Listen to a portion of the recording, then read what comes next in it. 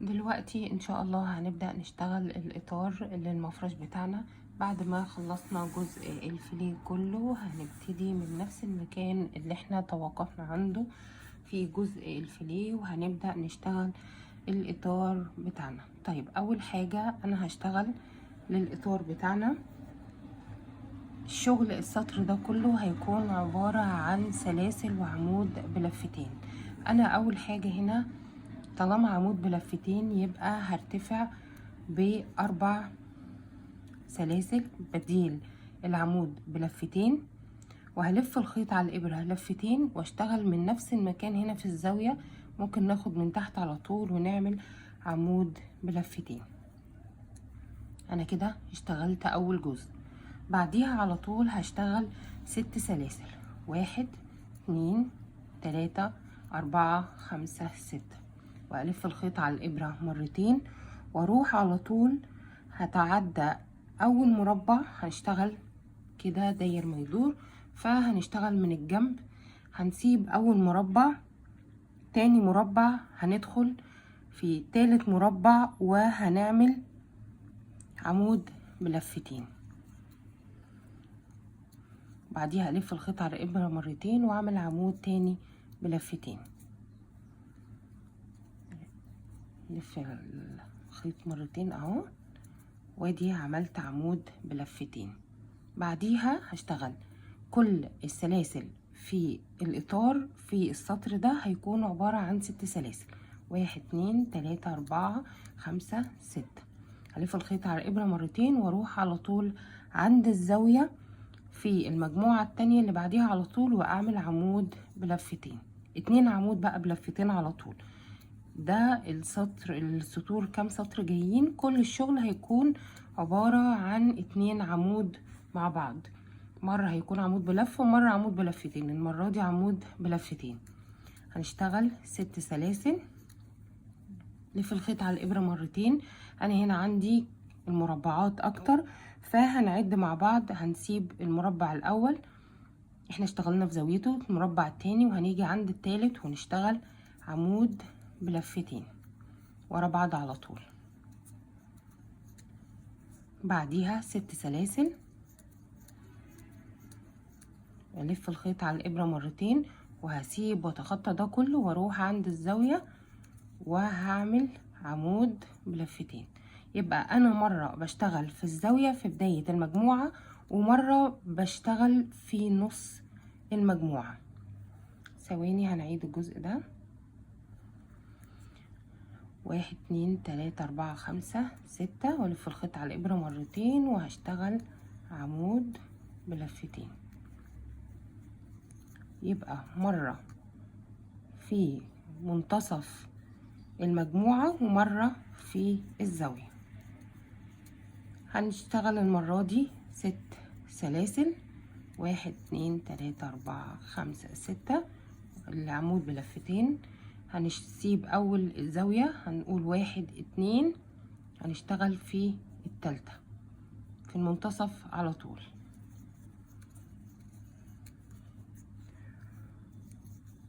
ادي عمود بلفتين، 6 سلاسل،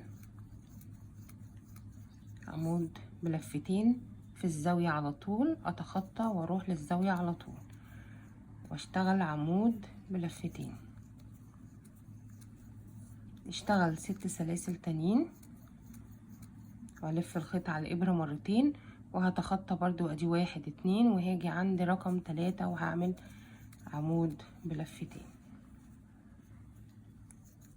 ده كله سهل. الكام مجموعة ورا بعض كانوا معانا في المجموعة 5 سطور، فبالتالي احنا بندخل في المنتصف. 6 سلاسل، الف الخيط على الابرة واروح على طول عند الزاوية.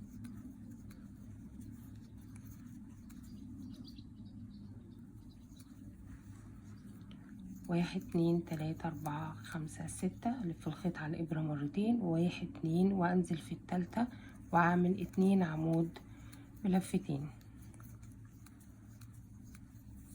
6 سلاسل، الف الخيط على الابرة مرتين، المرة دي هروح عند الزاوية. يبقى مرة في المنتصف ومرة في الزاوية. 1 2 3 4 5 6، ده كله علشان نوصل للمجموعات الأكبر.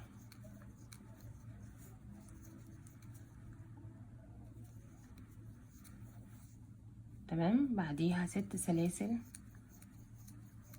نلف الخيط على الإبرة مرتين، المرة دي الدور على الزاوية.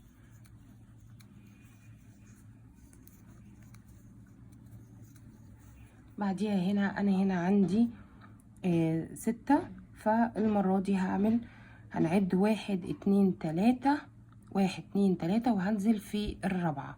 هنزل المرة دي في الرابعة لأن المجموعة دي كانت معانا 6 سطور، فأنا هنزل في المربع الرابع. يعني أعمل 6 سلاسل، ألف الخيط على الإبرة، نعد 1 2 3 وننزل في الرابع. 2 عمود بلفتين. بعديها هنزل في الزاوية عادي،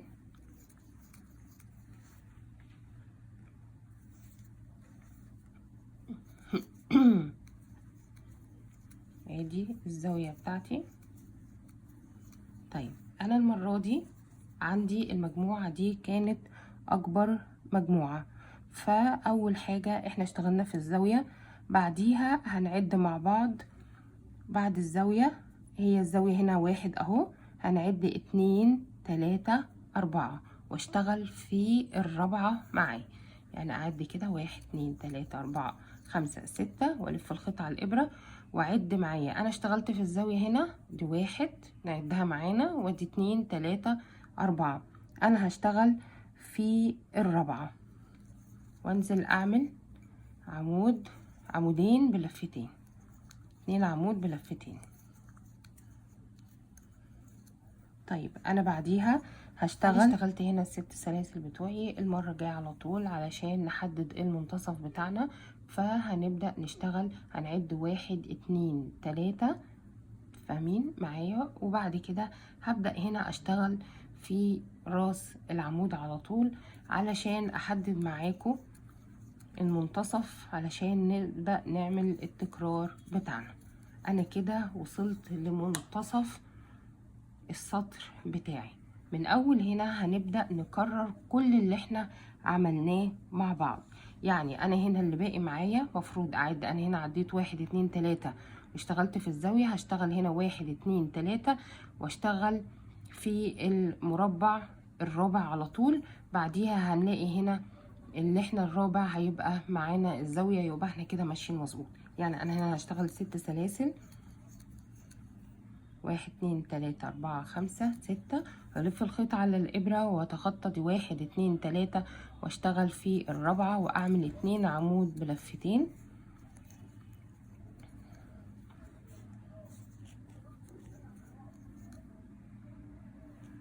نعد العمود تاني. بعديها هشتغل 6 سلاسل.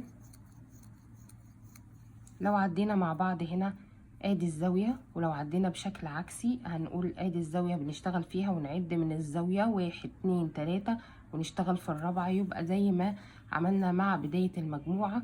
ومن اول كده هنبدأ نكرر كل الشغل بتاعنا تاني اللي عملناه لحد هخلص بس ده كده معاكم.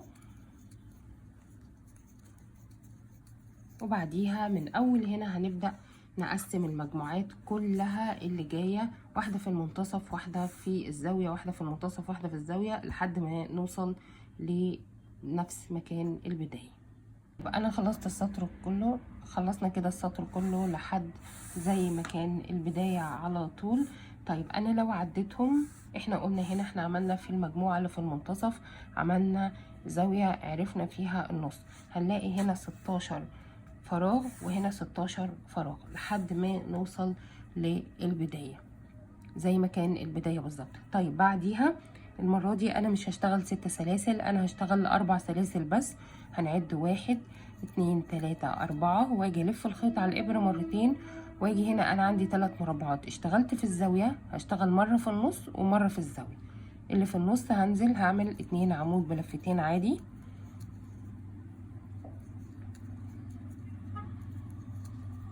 بعديها هشتغل 1 2 3 4 تكرار، والف الخيط على الابرة واجي هنا عند الزاوية واشتغل 2 عمود بلفتين.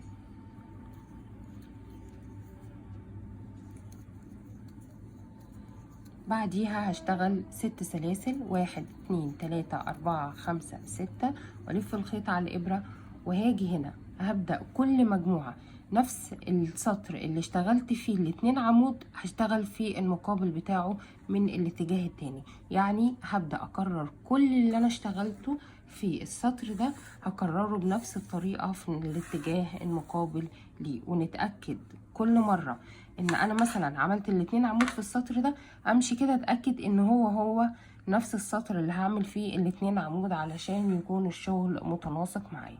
نخلص السطر كله ونرجع لبعض تاني. انا كده خلصت خالص لحد الاخر. اخر حاجة هعملها هاجي هنا اعمل منزلقة في رابع سلسلة ارتفاع انا عملتها. هنعد 1 2 3 ونيجي عند الرابعة وهنعمل منزلقة. لو جينا هنا اتأكدنا من الشغل، شايفين كل سطر مقابل ليه في الاتجاه التاني، لازم نتأكد من الشغل كله يكون بنفس الطريقة. طيب بعد كده خلاص هنا قفلت بمنزلقة وخلصت كل الشغل بتاعي. شايفين كل اتجاه ومقابل ليه في نفس المكان، ونتأكد كده في كل الشغل علشان يكون الشكل مظبوط معايا. بعديها من اول هنا انا هلف الشغل بتاعي علشان ابدأ اظبط بس الشغل، وهبدأ ادخل هنا وهعمل منزلقة في منزلقة كمان في السلاسل عشان اوصل لمنتصف السلاسل. بعديها هشتغل ممكن ندخل جوه السلسلة نفسها. بعديها هشتغل 4 سلاسل وهلف الخيط على الابرة مرتين واشتغل 2 عمود عمود بلفتين مع ال4 سلاسل، هيكون كده بمثابة 2 عمود بلفتين. بعديها هشتغل 4 سلاسل. احنا هنتفق على حاجة ان الشغل في الجزء اللي فوق من هنا او من الاتجاه التاني بيكون 4 سلاسل، تمام. لو الشغل في الجنب هيكون 6 سلاسل، فانا هنا الجزء اللي فوق فهيكون 4 سلاسل. بعديها الف الخيط على الابرة مرتين واجي هنا ده منتصف الشغل بتاعي 2 عمود بلفتين. هدخل في اول عمود واعمل 2 عمود بلفتين.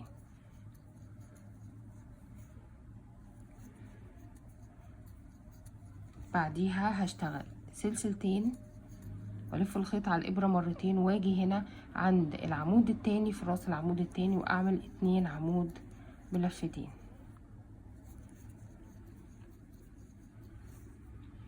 طيب تمام كده. نفس اللي عملناه هنا هنعمله في الاتجاه التاني. يعني هاجي هنا هشتغل 4 سلاسل والف الخيط على الابرة مرتين وانزل هنا في الفراغ وهعمل 2 عمود بلفتين.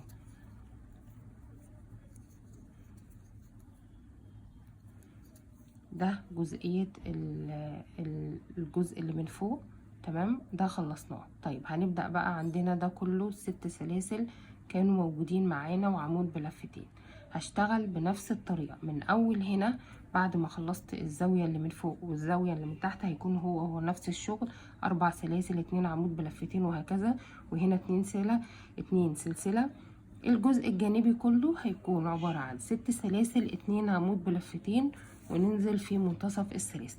من اول ما خلصنا هنا هنبدأ نعد 1 2 3 4 5 6 والف الخيط على الابرة مرتين وانزل في الفراغ واعمل 2 عمود بلفتين.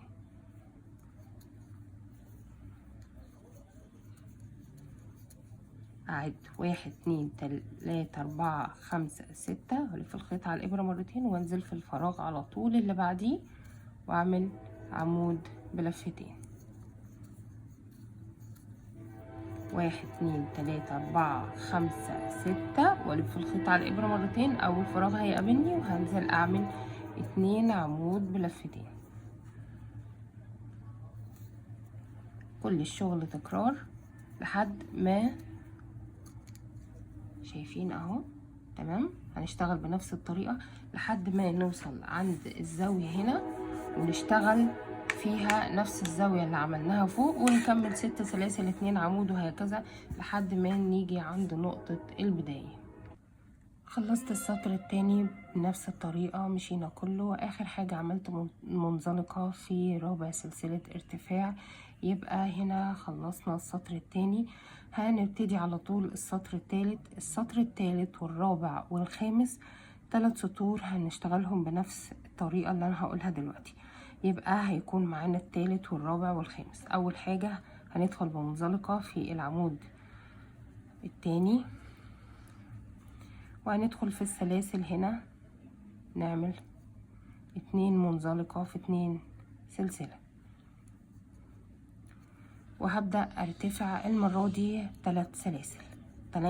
طالما 3 سلاسل يبقى هيكون عمود بلفة واحدة. عملنا اول عمود، ال3 سلاسل بمثابة اول عمود، بعدها هنعمل العمود التاني. يبقى شغل ال3 سطور اللي جايين نفس الطريقة، بس هيكون بعمود بلفة واحدة مش عمود بلفتين. بعديها هشتغل 4 سلاسل، 1 2 3 4، الف الخيط على الابرة مرة واحدة، وانزل هنا في الصدفة بتاعتي في السلاسل اللي موجودة واشتغل 2 عمود بلفة واحدة. بعديها سلسلتين وهنزل في نفس المكان واشتغل 2 عمود بلفة واحدة. بعديها 4 سلاسل، 3 4، والف الخيط على الابرة مرة واحدة، وانزل هنا اعمل 2 عمود بلفة واحدة. يبقى الشغل بتاعي عبارة عن 2 عمود بلفة واحدة، 4 سلاسل، وبنعمل الصدفة بتاعتنا 2 عمود 2 سلسلة 2 عمود، وكله بلفة واحدة، العمود بلفة واحدة، وبعديها 4 سلاسل. يبقى 4 2 4، ده بالنسبة للسلاسل. من اول هنا هنبدأ نشتغل الجزء الجانبي كله 6 سلاسل بس بعمود بلفة واحدة. يعني هشتغل هنا 1 2 3 4 5 6، والف الخيط لفة واحدة واشتغل عمود، وادي التاني كلهم بلفة واحدة، 1 2 3 4 5 6، والف الخيط لفة واحدة واشتغل عمود وعمود بلفة واحدة، 2 عمود بلفة واحدة. هنشتغل كله داير ما يدور لحد ما نوصل لحد الزاوية نشتغلها 4 2 4 بالنسبة للسلاسل، وكلها عواميد بلفة واحدة. 3 سطور بنفس الطريقة ونرجع لكم تاني. كده خلصنا السطر الثالث والرابع والخامس، قلنا هنشتغلهم بنفس الطريقة، وقفلت بمنزلقة في اخر السطر في ثالث سلسلة ارتفاع. دلوقتي ان شاء الله هنبدأ السطر السادس. السطر السادس هيكون عبارة عن كله عواميد. طيب هنبدأ بايه الاول؟ هنعمل 3 سلاسل ارتفاع بمثابة عمود معانا، وبعدين هنلف الخيط على الابرة ونشتغل عمود فوق العمود. هنعمل عمود فوق العمود. هنا الفراغ اللي قبل الصدفة واللي بعد الصدفة احنا قايلين ان هو عدد السلاسل بتاعته اقل من باقي السطر، فالفراغ الاول اللي هو قبل الصدفة على طول هنشتغل فيه اللي هو مفروض 4 سلاسل، هشتغل فيه 5 عواميد. ادي 1 2 3 4 5. بعديها على طول هيقابلني الصدفة اللي موجودة عندي، هلف الخيط على الإبرة وهشتغل عمود فوق العمود، وتاني عمود هشتغل عمود فوق العمود. دلوقتي هيقابلني الاتنين سلسلة وسط الصدفة هشتغل فيهم 2 عمود، 1 وادي 2. بعديها على طول هشتغل 2 عمود موجودين معانا الجزء التاني من الصدفة، هشتغل فيهم 2 عمود فوق ال2 عمود. الدور دلوقتي على الفراغ اللي موجود بعد الصدفة، هو نفس العدد السلاسل اللي كان موجود هنا، فهنشتغل فيهم نفس عدد العواميد، هنشتغل فيهم 5 عواميد. ادي 2 3 4 5. ده الجزء المختلف عن بقية الشغل، سواء الصدفة اللي من هنا او من الاتجاه التاني. بعد كده في الجزء كل اللي باقي معانا عبارة عن 2 عمود، 6 سلاسل، 2 عمود، وهكذا. طيب انا هشتغل فيهم ايه؟ اول حاجة كل 2 عمود هشتغل فوقيهم 2 عمود. فهنا انا هشتغل عمود فوق العمود،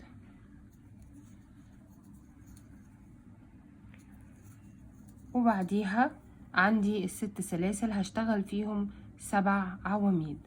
فهنعد مع بعض، ادي 1 2 3 4 5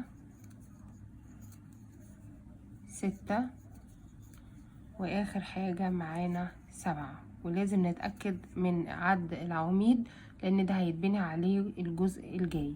بعديها هيقابلني 2 عمود على طول، هنشتغل 2 عمود فوق ال2 عمود.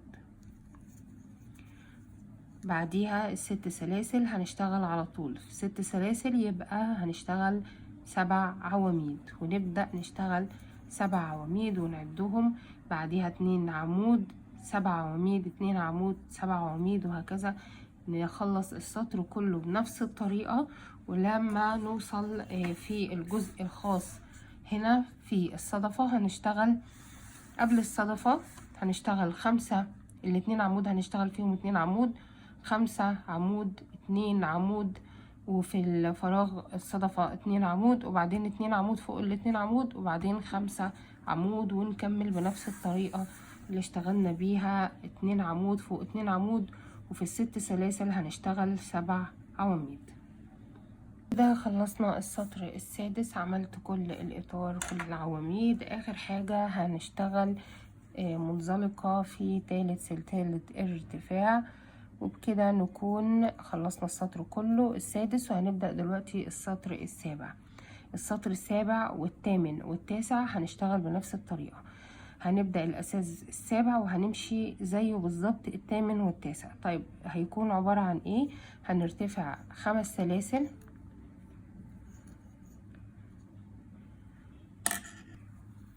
هنعمل ال5 سلاسل،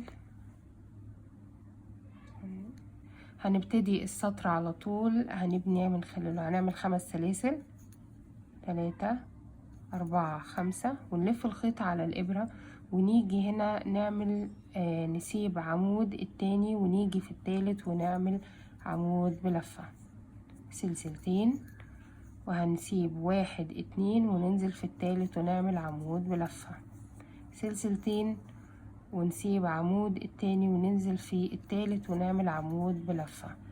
كل الشغل هيكون نفس الطريقة دي، سلسلتين، ونتخطى عمود التاني وننزل في التالت ونعمل عمود بلفة. هنخلص كل السطر بنفس الطريقة لحد ما نقفل هنا بمنزلقة، وبعديها هنشتغل السطرين التانيين بنفس النظام. فوق العمود عمود، بعدها سلسلتين ونعمل عمود فوق العمود، وهكذا. ويكونوا ال3 سطور اللي جايين بنفس الطريقة، عمود سلسلتين عمود سلسلتين، وهكذا. نخلص ونرجع تاني. كده خلصنا السطور ال3 اللي كانوا معانا 7 و8 و9. اخر حاجة هنقفل بمنزلقة بعد ما عملنا سلسلتين، هنقفل بمنزلقة في تالت سلسلة ارتفاع، وبعديها على طول هنعمل السطر العاشر. طيب السطر العاشر هيكون عبارة عن هنملى كل المربعات دي كلها، هيبقى شغل عواميد. يعني هنعمل 3 سلاسل ارتفاع بمثابة اول عمود، عمود فوق العمود، وبعديها بدل السلسلتين هنشتغل 2 عمود. بعديها هيجي الدور على العمود، هنعمل عمود فوق العمود، بديل السلسلتين هنعمل 2 عمود،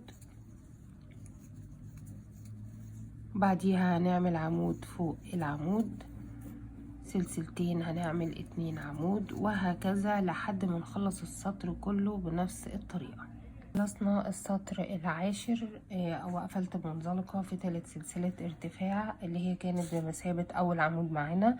دلوقتي هشتغل السطر ال11 وال12 وال13 هيكونوا بنفس الطريقة، مش هيكون فيهم اي اختلاف.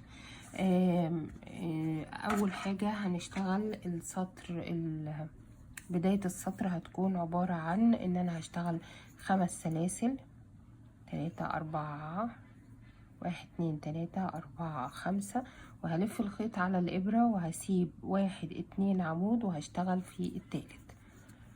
العواميد اسفة السطور الجاية كلها هتبقى عبارة عن نفس السطور اللي اشتغلناها السابع والثامن والتاسع، هنكررهم تاني في ال11 وال12 وال13، هيكونوا كلهم عبارة عن 2 سلسلة عمود، 2 سلسلة عمود، وهكذا. بنتخطى ال2 عمود اهو، نشتغل سلسلتين ونروح 1 2 ننزل في التالت، سلسلتين ونتخطى ونشتغل السطر كله بنفس الطريقة، وبعديها نشتغل سطرين كمان بنفس الطريقة، نخلص كله ونرجع تاني. كده خلصنا السطر ال11 وال12 وال13 وقفلت بمنزلقة في 3 سلسلة ارتفاع. دلوقتي ان شاء الله هنبتدي السطر ال14. الكشكشة دي او الجزء ده هيتفرد شوية عن كده لما ان شاء الله نعمل طريقة الفرد، بس ده طبيعي في المفرش. دلوقتي ان شاء الله هنبدأ نعمل ايه؟ هنبدأ السطر ال14، نبتدي نشتغل السطر ال14 من بعد المنزلقة اللي عملناها. هنشتغل 3 سلاسل ارتفاع بمثابة اول عمود معانا، بعديها في الفراغ هشتغل 4 عواميد، 1 2 3 وادي 4، وهاجي هنا هشتغل في العمود اللي موجود معانا عمود فوق العمود، يبقى الاجمالي كله معانا 6 عواميد، 1 في العمود والتاني في العمود و4 في المنتصف. بعديها هشتغل 5 سلاسل، 1 2 3 4 5، 5 سلاسل، وبعدين هنتخطى من المكان، هنلف الخيط على الإبرة عشان هنعمل غرزة نص عمود، بعديها هتخطى مربع التاني وهاجي عند التالت وهنزل هعمل غرزة النص عمود. بعد كده هنعمل 1 2 3 4 5 ولف الخيط على الإبرة واتخطى عمود مربع التاني، وفي التالت في العمود نفسه هشتغل عمود فوق العمود وارجع اشتغل في الفراغ 4 عواميد، 2 3 4 كده بقوا 5، وهنشتغل فوق العمود عمود، يبقى كده بقى معانا 6 عواميد. هنبدأ نكرر العملية دي معانا، هنعد تاني، هنعد مع بعض 1 2 3 4 5 والف الخيط على الإبرة، اتخطى مربع التاني وفي التالت هعمل غرزة نص عمود،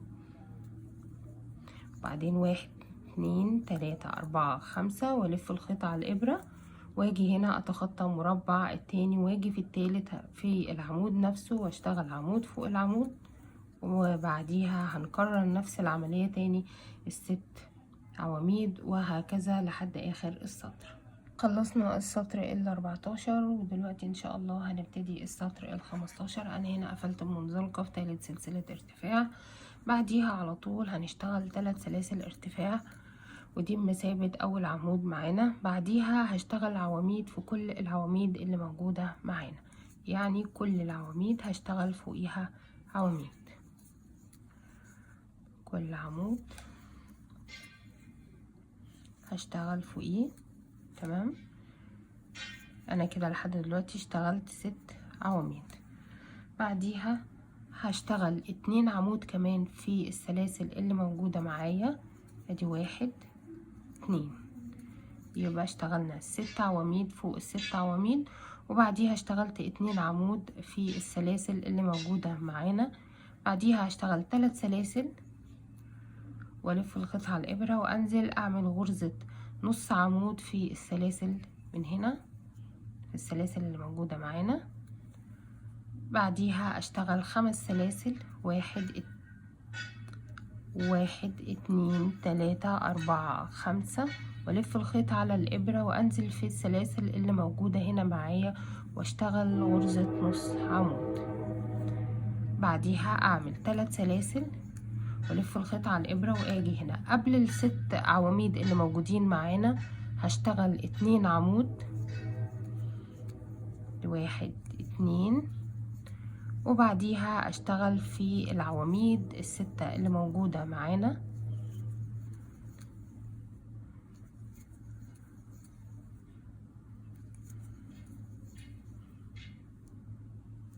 6 عواميد كلهم هنشتغل فيهم.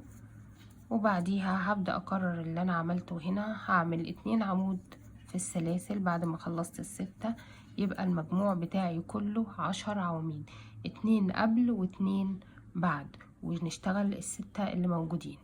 بعديها انا هنا ما اشتغلتش ال2 قبل لان لسه هكملهم في اخر السطر، يبقى الاساس بتاعنا هيكون 6 عواميد.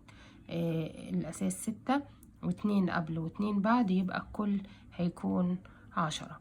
بعديها هنشتغل 3 سلاسل والف الخيط وانزل اعمل غرزة نص عمود في السلاسل اللي موجودة معايا، وبعدين اشتغل 5 سلاسل وانزل تاني بنص عمود بس في السلاسل التانية اللي موجودة معانا،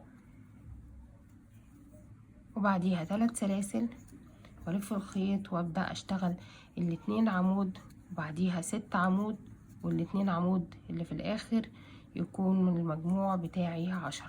يعني هكرر نفس الجزئية دي تاني، اخلص كل السطر ونرجع تاني. كده خلصت السطر كله، خلصنا السطر ال15. اخر حاجة علشان نقفل السطر، انا هنا عملت ال5 سلاسل وعملت غرزة النص عمود، بعديها هعمل 3 سلاسل اللي هي اخر حاجة معانا والف الخيط على الابرة. احنا هنا كنا عملنا ال6 عواميد والاتنين بعد العواميد، 2 عواميد بعد ال6 عواميد. طيب انا هنا اللي ناقصني الاتنين اللي قبل، فالمفروض اعملهم وبعدين اقفل بمنزلقة في تالت سلسلة ارتفاع موجودة معايا. ناخد طرفين وبكده انا العدد بقى 10 عواميد زي بقية السطر. طيب السطر ال16 السطر ال16 معايا هشتغل 3 سلاسل بمثابة عمود، تمام. بعديها هشتغل 5 سلاسل، 1 2 3 4 5، يبقى انا هنا ده كله معايا 8 سلاسل، 3 سلاسل بمثابة عمود، وال5 دول سلاسل هتكون موجودة معانا. بعديها هاجي هنا اتخطى كل العواميد واجي عند تالت عمود في العدد من الجنب، او هنعد بعد ما عملنا العمود اللي موجود معانا هنا هنسيب 1 2 3 4، نسيب 4 عواميد وندخل في الخامس، يعني هيكون باقي معانا 3 عواميد هشتغلهم، هما 3 عواميد بس اللي باقيين معايا. يبقى يا اما تعدوا اخر 3 عواميد موجودين، يا تعدوا من الاتجاه التاني من بعد ما عملنا ده عمود. احنا قلنا 3 سلاسل بمثابة عمود بعدها 5 سلاسل. طيب ده عمود هنسيب 1 2 3 4 ونشتغل في الخامس، يا اما تعدوا 3 من الاواخر. بعديها هشتغل 3 عواميد في السلاسل ال3 سلاسل اللي موجودين معايا، ادي 1 2 2 3. بعديها هشتغل 3 سلاسل، 1 2 3، والف الخيط على الابرة وانزل بغرزة نص عمود في ال5 سلاسل اللي موجودة معانا. بعديها هنكررها تاني، هشتغل 1 2 3 3 سلاسل والف الخيط على الابرة واجي هنا في الفراغ ال3 سلاسل اللي موجودة معانا هشتغل 3 عواميد بلفة واحدة قبل العواميد اللي موجودة معانا.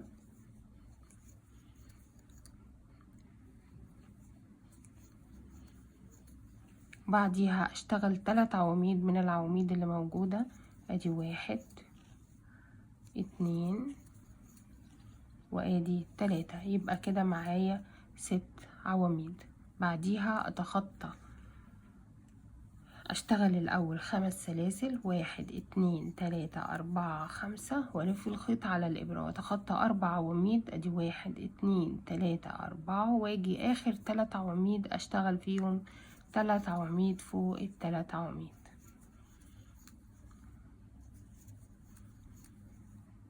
وبنبدأ نكرر اللي عملناه في الفراغ ده، اللي هو هيكون السلاسل، ال3 سلاسل الاول هنشتغل فيهم 3 عواميد علشان يكون المجموع العواميد الجديدة في السطر معانا 6، 3 في العواميد اللي معانا قبل كده و3 في السلاسل. بعديها هنشتغل 3 سلاسل وهنلف الخيط على الإبرة وننزل بمنزلقة أسفة بغرزة نص عمود في ال5 سلاسل. بعديها 3 سلاسل ولف الخيط على الإبرة واجي هنا في ال3 سلاسل اللي موجودين معانا وهشتغل فيهم 3 عواميد، 1 2 وادي 3، وهبدأ اشتغل 3 عواميد فوق ال3 عواميد وهكذا. يبقى السطر ده كله عبارة عن ان انا بشتغل العواميد اللي معايا قبل كده باخد منهم 3 واشتغل في السلاسل 3، يعني اعمل 6 عواميد و6 عواميد وبينهم 5 سلاسل اهو. نشرح في الجزئية دي 6 عواميد و5 سلاسل و6 عواميد، وبعديها بنبدأ نشتغل 3 سلاسل غرزة نص عمود 3 سلاسل ونبدأ نكرر الجزء ده تاني، وده السطر كله. نخلص ونرجع تاني. خلصت السطر كله بنفس الطريقة، وصلنا لآخر جزء. أنا هنا عملت ال3 عواميد اللي مفروض قبل مجموعة العواميد. هيتبقى عندي ان انا اشتغل 3 عواميد في العواميد اللي موجودة معانا. انا هشتغل ادي عمود الاول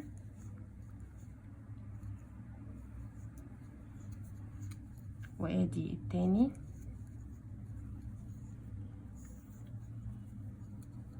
والتالت هيكون معايا. احنا عملناه مع سلاسل ارتفاع مع السلاسل ال5 الموجودين، فهنيجي هنا نعد 1 2 ونيجي في تالت سلسلة ونعمل منزلقة.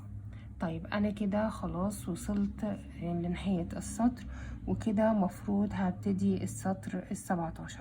طيب علشان ابتدي السطر ال17 همشي بمنزلقات لحد المنتصف السلاسل اللي موجودة معايا.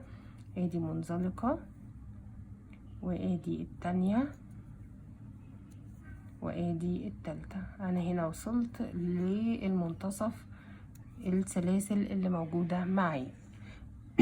بعديها هشتغل 6 سلاسل، سلسلة بمقام نص عمود اللي احنا عايزين نعمله، اللي بنعمله علشان نقفل هنا في السلاسل. وبعديها هشتغل 5 ودي 1 2 3 4 5، يبقى المجموع بتاعي 6 سلاسل. هلف الخيط على الإبرة وهبدأ أشتغل في ال3 عواميد. هتخطى ال3 الأولانيين واشتغل ال3 التانيين، يعني هسيب الأول والتاني والتالت وهاجي هنا أشتغل في ال3 اللي بعديهم على طول اللي في الآخر. 3 عواميد ورا بعض، وبعديها اجي هنا اشتغل في ال3 سلاسل اشتغل فيهم 3 عواميد كمان. يبقى كده انا اشتغلت 6 عواميد، 3 عواميد فوق ال3 عواميد، وال3 عواميد التانيين اشتغلتهم في السلاسل. هلف الخيط على الابرة على طول واروح لل3 سلاسل التانيين اللي موجودين معايا وهشتغل فيهم 3 عواميد بلفة واحدة. بعديها هبدأ اشتغل في ال6 عواميد اللي موجودين. هشتغل في ال3 الاولانيين بس، 1 2 3. يبقى كده انا اشتغلت 6 عواميد تانيين، 6 و6 مفيش ما بينهم فرق زي ما انتوا شايفين الشكل معايا. يبقى 3 في مجموعة العواميد الاولانية، وبعدين 3 في السلاسل، و3 في السلاسل، وبعدين 3 عواميد في مجموعة العواميد التانية. بعديها هشتغل 5 سلاسل، 1 2 3 4 5، واجي الف الخيط على الابرة وانزل في المنتصف هنا في السلاسل اللي موجودة عندي واعمل غرزة نص عمود. 1 2 3 4 5، لف الخيط على الابرة 5 سلاسل، وهبدأ اكرر نفس اللي عملته هنا في مجموعة العواميد، يعني هتخطى 3 عواميد واجي في ال3 عواميد التانيين هشتغل 3 عواميد. بعديها هيكون الموجود عندي ال3 سلاسل اللي هما موجودين بعد العواميد، هشتغل فيهم 3 عواميد.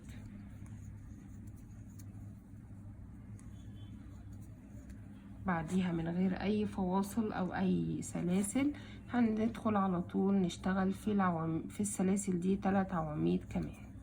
1 2 3. وهاجي هنا في العواميد هشتغل 3 عواميد، اكمل مجموعة العواميد الجديدة اللي انا المجموعة بتاعتي الجديدة اللي انا عملتها. بعديها 5 سلاسل وهكذا لحد ما اخلص كل السطر بنفس الطريقة.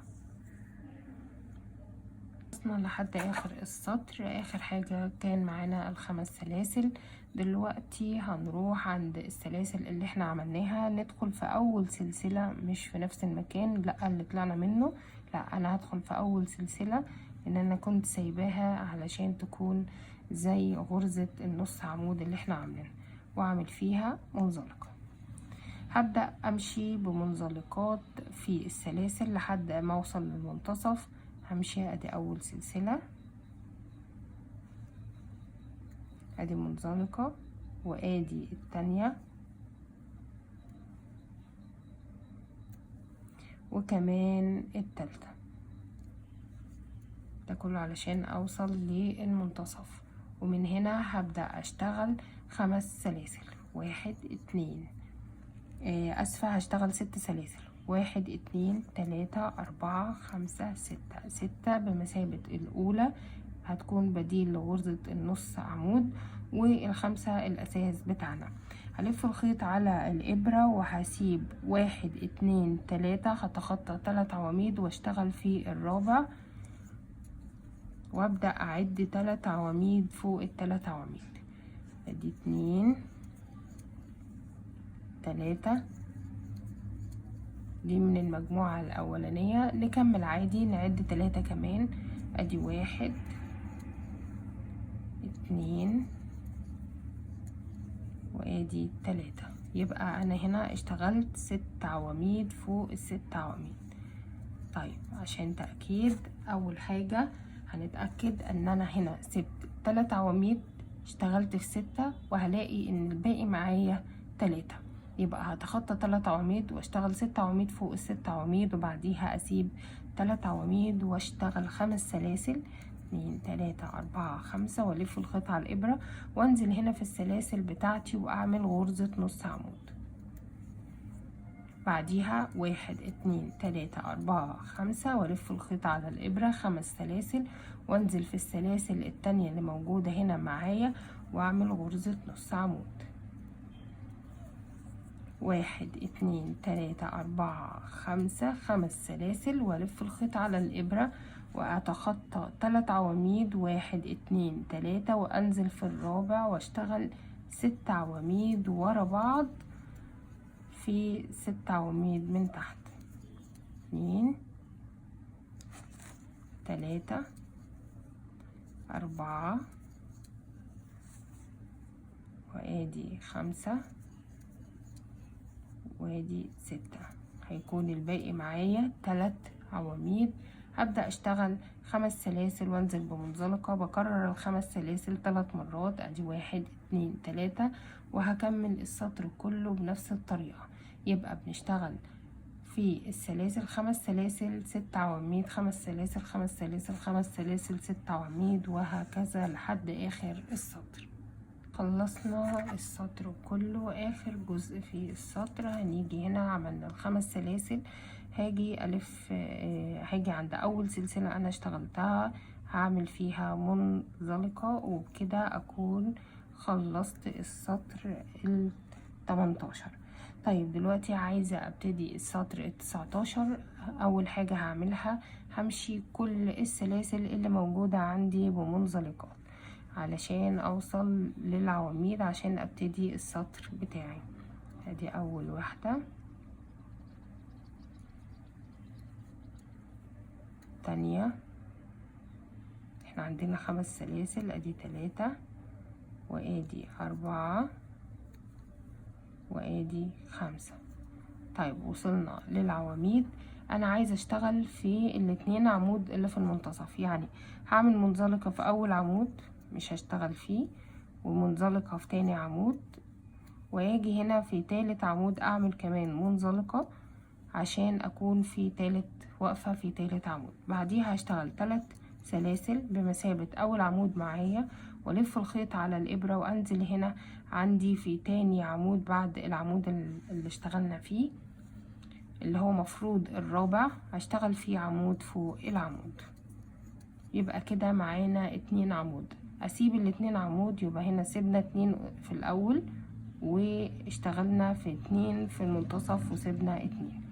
طيب الشغل دلوقتي هعمل 9 سلاسل، اسفة هعمل 7 سلاسل، 1 2 3 4 5 6 7، والف الخيط على الابرة واجي هنا هتخطى ال5 سلاسل الاولانيين، وهاجي هنا عند السلاسل اللي في المنتصف وهبدأ اشتغل فيها 9 غرزة نص عمود. يعني هعد ادي 1 2 3 4 5 6 وانتاخر الشغل كده 7 8 وادي 9. اشتغلت 9 غرزة نص عمود. بعديها هرجع تاني اشتغل 7 سلسلة، 1 2 3 4 5 6 7، والف الخيط على الابرة واجي هنا اتخطى 2 عمود واشتغل في التالت واشتغل في الرابع 2 عمود. بعديها 1 2 3 4 5 6 7، والف الخيط على الابرة واتخطى ال5 سلاسل واروح عند ال5 سلاسل اللي في المنتصف وابدأ اشتغل 9 غرزة نص عمود. الشغل كله السطر عبارة عن ان انا هشتغل 2 عمود في مجموعة ال6 عواميد هنا اللي موجودين، هتخطى كله هشتغل في ال2 عمود اللي في المنتصف. بعديها هشتغل 7 سلاسل، 9 غرزة نص عمود، 7 سلاسل، وابدأ التكرار 2 عمود وهكذا لحد اخر السطر. وصلت لاخر السطر 19، عملت 9 غرزة نص عمود. بعديها اشتغل 5 سلاسل اخر جزء في السطر، 1 2 3 4 5 6 7، واجي هنا عند تالت سلسلة ارتفاع بمثابة العمود اللي معايا وادخل اعمل منزلقة علشان ابتدي السطر الجديد. انا كده خلصت السطر كله، هنبتدي ان شاء الله السطر ال20. اول حاجة هبتدي اعمل منزلقة كمان في العمود التاني، وهعمل 2 منزلقة في 2 سلسلة من السلاسل اللي موجودة معايا. بداية من دلوقتي هبدأ اعمل تزايد في عدد الاعمدة واعمل تناقص في غرزة النص عمود. يعني انا هنا جيت عملت 2 غرزة نص منزلقة علشان اعمل 3 سلاسل ارتفاع وانزل اعمل عمود بلفة، عملت 2 عمود بلفة.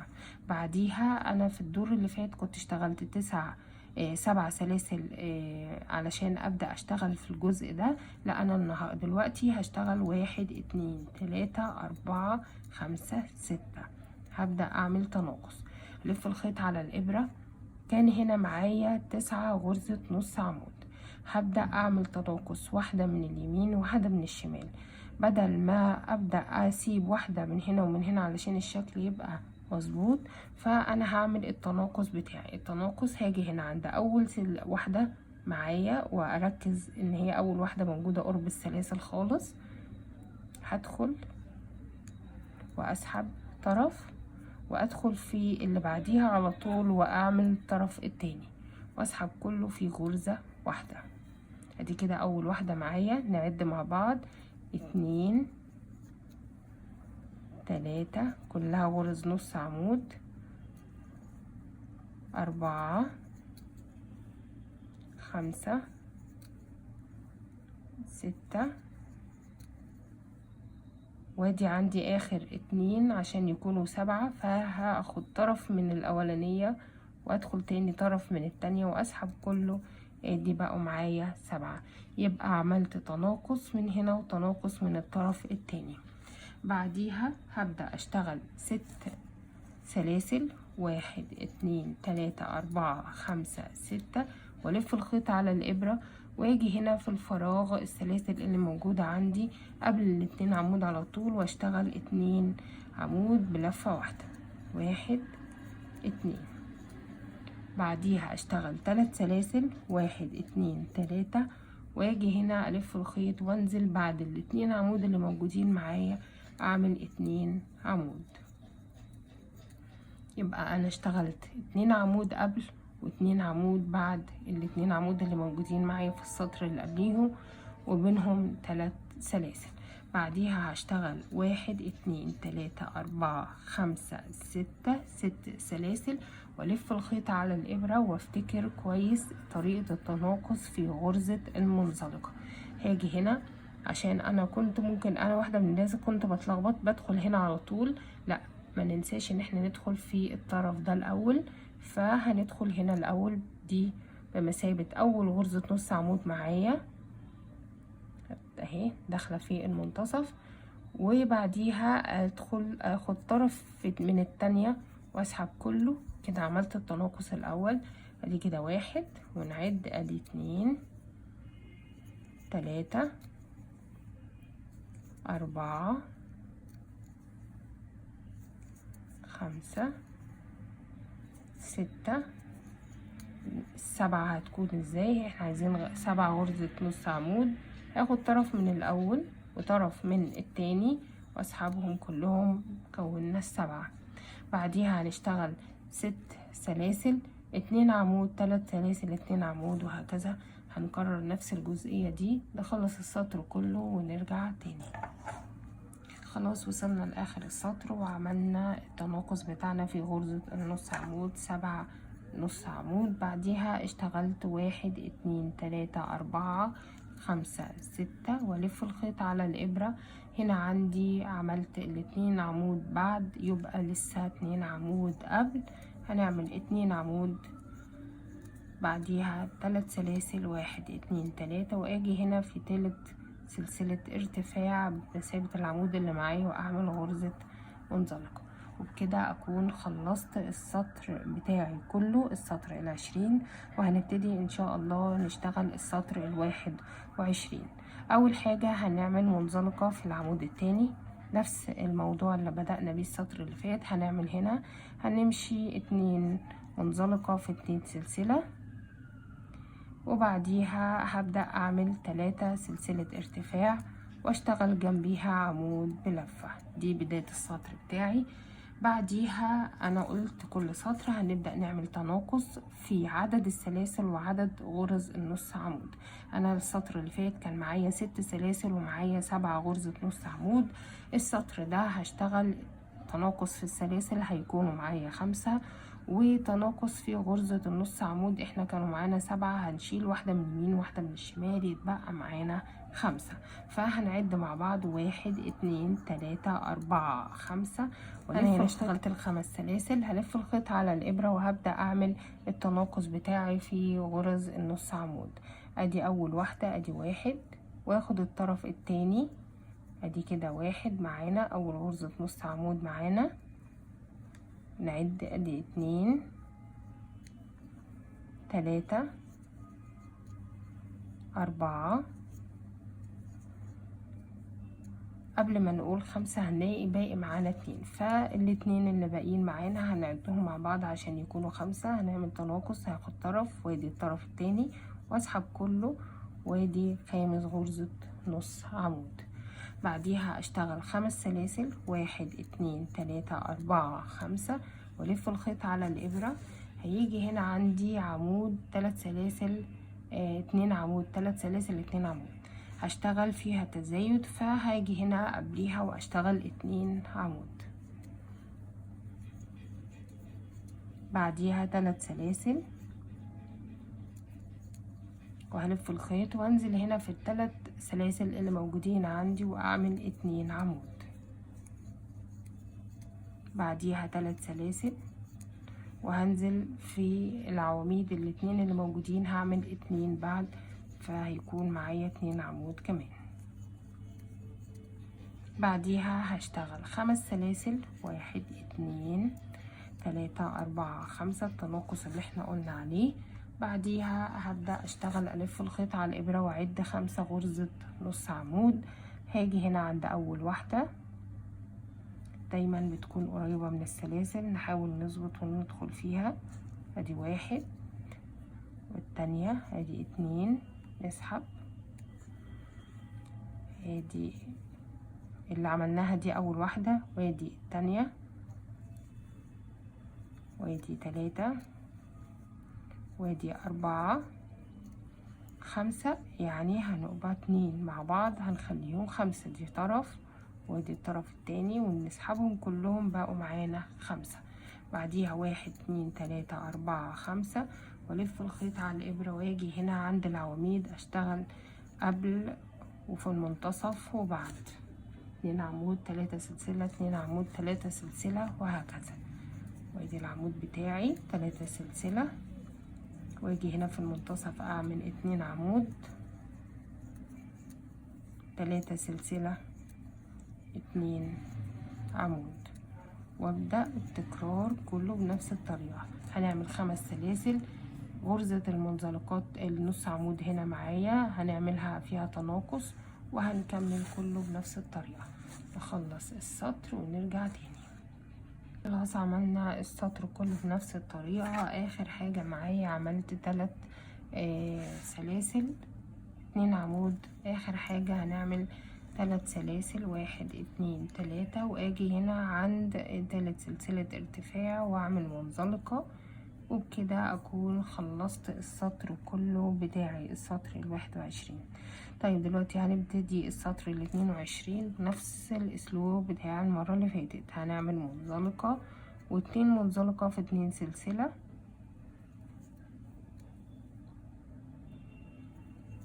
وبعديها هشتغل 3 سلاسل ارتفاع بمثابة عمود معايا. دي 1 2 3، والف الخيط على الابرة واعمل عمود تاني. طيب المرة دي احنا كنا عملنا 5 سلسلة 5 غرزة نص عمود.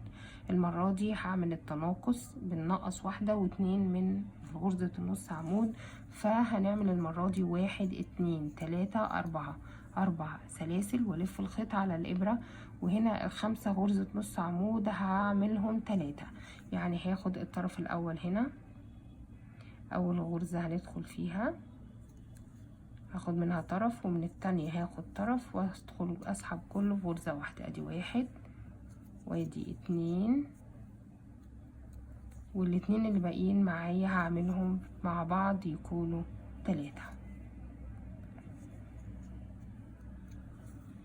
3 غرزة نص عمود.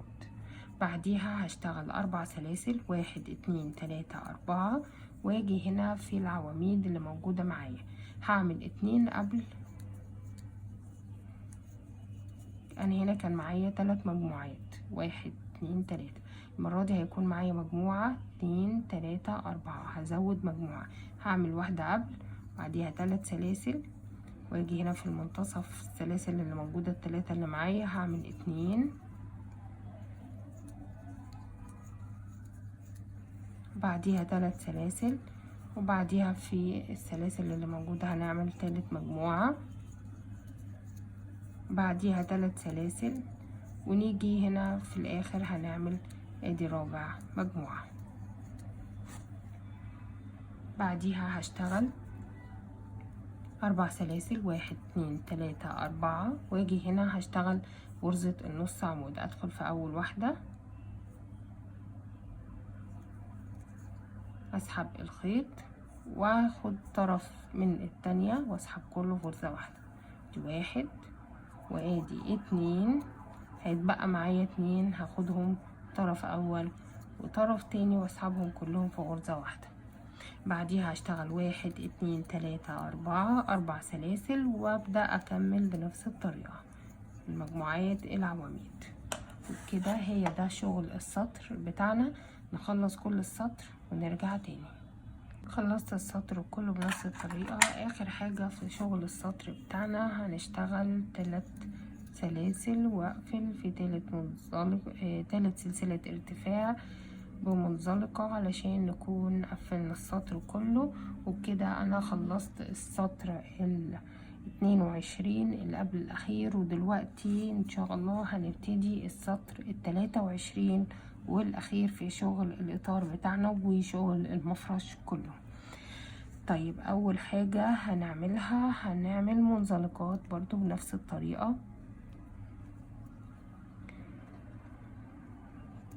واجي هنا هعمل في المنزلقات اللي موجودة معانا في السلاسل برضو.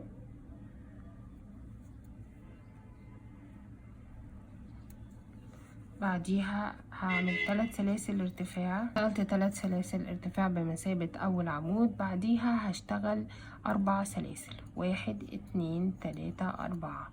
دي 1 2 3، وهيجي هنا في الرابعة وهعمل غرزة منزلقة. وبكده انا شكلت غرزة البيكو بتاعتي. بس نظبط ايدينا. وبعديها هلف الخيط على الابرة واشتغل غرزة عمود عادي خالص. يبقى انا المرة دي هعمل بين كل 2 عمود اللي احنا المجموعات اللي بنعملها هعمل غرزة بيكو علشان نعمل الشكل الجمالي في الاطار بتاع الشغل بتاعنا. طيب اخر حاجة ان احنا هنعمل 3 سلاسل. المرة دي التناقص بتاعنا 3 سلاسل، 1 2 3، والف الخيط على الابرة واجي هنا اجمع كل غرز النص عمود بتاعتي فيه غرزة واحدة. يعني اجي في الاولانية اخد طرف، وادي التانية، وادي التالت، واسحب كله في غرزة واحدة. بعدها هشتغل 1 2 3 والف الخيط على الابره وابدا اعمل مجموعات العواميد بتاعتي. انا هنا عملت اول عمود، شايفين التناقص اهو. اول عمود اللي احنا عملناه هشتغل 3 سلاسل لان المكان اللي هنزل فيه المنزلقه موجود، فهشتغل 3 سلاسل للبيكو المره دي. واجي هنا في راس العمود واخد طرفين واعمل منزلقه والف الخيط على الابره واعمل عمود كمان 3 سلاسل. واجي هنا في ال3 سلاسل التانيين واعمل عمود 3 سلاسل للبيكو وانزل في راس العمود. شايفين باخد طرفين عشان اثبت البيكو واعمل منزلقة واعمل العمود التاني. وبكده عملت غرزة البيكو مع مجموعة العواميد. بعديها اشتغل 3 سلاسل، 1 2 3، واجي هنا في العواميد الجديدة بتاعتي عمود 3 سلاسل نعمل البيكو العمود التاني. كده بقى معايا كام مجموعة؟ دي 1 2 3 3 سلاسل، وانزل اعمل رابع مجموعة عمود 3 سلاسل عشان اعمل البيكو. بعديها اعمل عمود كمان، بعدين 3 سلاسل. هنعمل اخر مجموعة معانا، ادي عمود وادي البيكو، غرزة البيكو بتاعنا 3 سلاسل، وهنعمل منزلقة. اسفة على الاصوات يا جماعة من بره. ادي 3 بقى معانا كام مجموعة؟ دي 1 2 3 4 5 مجموعات من العواميد، بيتوسط كل مجموعة غرزة البيكو بتاعتي. بعديها هشتغل 3 سلاسل والف الخيط على الابرة واجي اجمع كل غرز النص عمود اللي موجودة معايا في غرزة واحدة. شايفين باخد اطراف من كل واحدة واجمع كله مع بعض. بعديها 3 سلاسل وابدأ اعمل المجموعات بتاعتي العواميد تاني. وبكده دي اخر جزء معايا في الشغل بتاعي. يبقى بنعمل التناقص بتاعنا المرة دي 3، بعدين بكون كل غرز النص عمود في غرزة واحدة. بعديها بعمل العواميد بتاعتي الاتنين عمود 2 عمود بس بينهم غرزة بيكو، وبكمل بنفس الطريقة نخلص السطر كله ونرجع. خلصت السطر كله بنفس طريقة الشغل اللي احنا شرحناها. اخر حاجة قفلت المنزلقة في اول غرزة احنا اشتغلناها، وبكده خلصنا المفرش بتاعنا كله. اخر حاجة هنوضحها لشغل المفرش طريقة فرد. طالما احنا بما اننا احنا استخدمنا خيط منجد او خيط قطن، يبقى لازم نكوي المفرش عشان الغرز بتاعته تبان ويكون الشكل بتاعه اوضح. طريقة الفرد اللي أول مرة يسمع فيديوهات المفارش عندي في القناة، أنا دايما بحب أكوي المفارش، بس بفضل الأول إن أنا أفرد قطعة من القماش يكون فاصل بين المكوى وبين المفرش، عشان المفرش مش يتأثر بالمكوى. وبنبدأ نكوي المفرش جزء جزء، وبنفرد ونفرد المفرش كويس جدا بقطعة القماش ونكويها. وبكده يكون اخر مرحلة معانا في المفرش. يا رب يكون الفيديوهات والمفرش يعجبكم، ولو اول مرة تتابعونا اتمنى تدوسوا لايك وكومنت لطيف من حضراتكم، وان شاء الله نتقابل على خير في فيديو جديد على قناة SG هاند ميد.